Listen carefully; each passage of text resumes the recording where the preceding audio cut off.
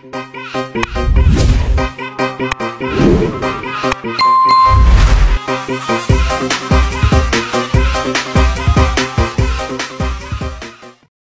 semuanya, pertama-tama perkenalkan nama saya Cindy Purniawati. Saya dari Prodi Kelautan Universitas Loso. Di video ini saya akan membahas tentang sedimentologi, pesisir dan laut, analisis dan studi kasus. Yang pertama itu pendahuluan.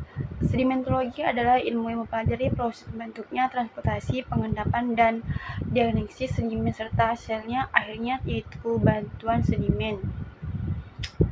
Secara sederhana, sedimentologi fokus pada bagaimana material seperti pasir, lumpur, dan kerikil diangkut oleh air, angin, atau es lalu mengendap dan akhirnya membentuk lapis-lapisan batuan. Mengapa sedimentologi pesisir dan laut penting? Yang pertama itu mitigasi bencana alam. Memahami dinamika sedimen di pesisir membantu dalam memprediksi dan mengurangi dampak abrasi pantai, tsunami, dan banjir rob. Perencanaan wilayah pesisir. Data sedimentologi digunakan untuk reklamasi, pembangunan pelabuhan, tanggul, dan infrastruktur pesisir airnya agar lebih aman dan berkelanjutan. Pelestarian lingkungan laut. Memantau transportasi dan pengendapan sedimen membantu melindungi ekosistem terumbu karang, padang lamun, dan mangrove dari sedimentasi berlebih yang bisa merusaknya. Eksplorasi sumber daya alam. Banyak cadangan minyak, gas bumi, dan mineral laut ditemukan di lingkungan sedimen laut dangkal. Sedimentologi membantu menentukannya. Rekonstruksi perubahan iklim dan lautan masa lalu. Analisis lapisan sedimen laut bisa memberikan informasi tentang perubahan permukaan laut, iklim, dan aktivitas geologi jutaan tahun yang lalu. Aspek-aspek utama dalam sedimentologi pesisir dan laut. 1. Sedimen. Asal material sedimen, contohnya sungai, erosi, pantai, dan organisme laut. Jenis sedimen klasik, pasir, lumpur, kerikil, kimiawi, evaporit, atau biogenik, karang cangkang. Yang kedua itu proses transportasi sedimen. Proses yang memindahkan sedimen seperti arus laut, gelombang, pasang surut, dan angin. Mekanisme transportasi, traksi, suspensi larutan. Yang ketiga itu lingkungan pengendapan, depositional environments, tempat di mana sedimen akhirnya diendapkan. Yang pertama itu pantai breaks, yang kedua itu laguna, yang ketiga itu estuari, yang ketiga itu dataran pasang surut, tidal flats, yang keempat itu delta, yang kelima itu laut dangkal dalam kurung continental shelf. 4 itu dinamika energi. Tingkat energi lingkungan mengaruhi ukuran dan flasi butir sedimen. Energi tinggi dalam kurung pantai berombak kuat atau pasir kasar. Energi rendah laguna terendung atau lumpur halus. 5. Struktur sedimen dan sedimentasi. Struktur seperti laminasi, cross bending, ripple marks, dan bioturbasi yang merekam proses deposisional, pola stratigrafi khas di pesisir seperti regresi dan regresi laut.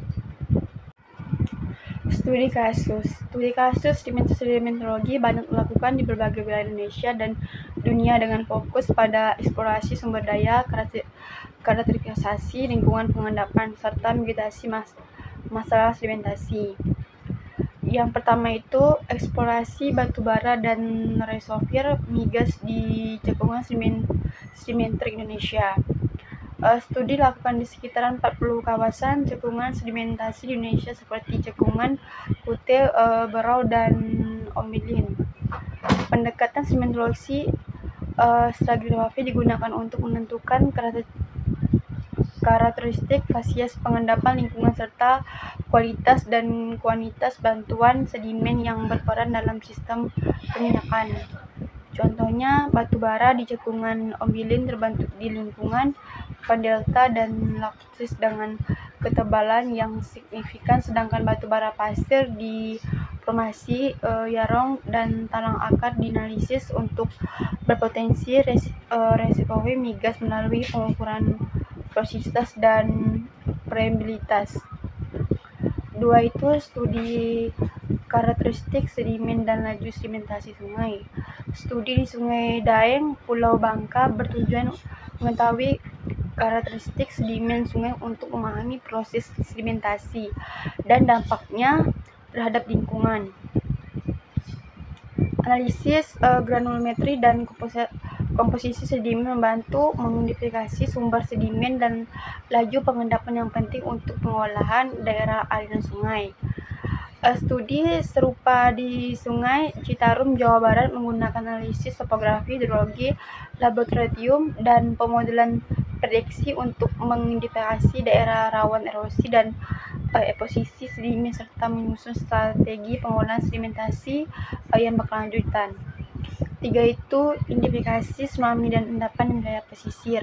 Studi di Pantai Parangkusumo dan Pulau Simulue mengkaji karakteristik pengendapan tsunami melalui analisis granulometri, komposisi mineral, dan kandungan bahan organik.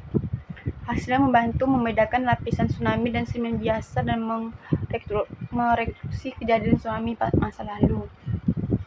4 itu pemodelan dan analisis sedimentasi sungai.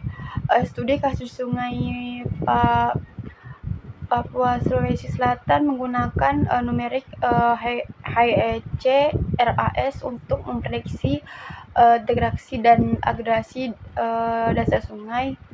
Hasil menunjukkan lokasi krisis erosi dan pengendapan yang berpotensi menyebabkan banjir dan pendangkalan. 5 itu model rekonstruksi lingkungan pengendapan Formasi Tapak. Studi di Subcekungan Banyumas, Jawa Tengah menggunakan analisis meteorologi dan stratigrafi untuk merekonstruksi lingkungan pengendapan Miosen akhir Pliocene akhir. Penelitian ini mengungkapkan proses pembentukan batu gamping, terumbu, dan pengendapan kurang penghalang yang penting untuk interpretasi geolog regional. Oke, itu saja penjelasan dari saya. Saya harap penjelasan saya bisa menjadi manfaat untuk kedepannya. Terima kasih.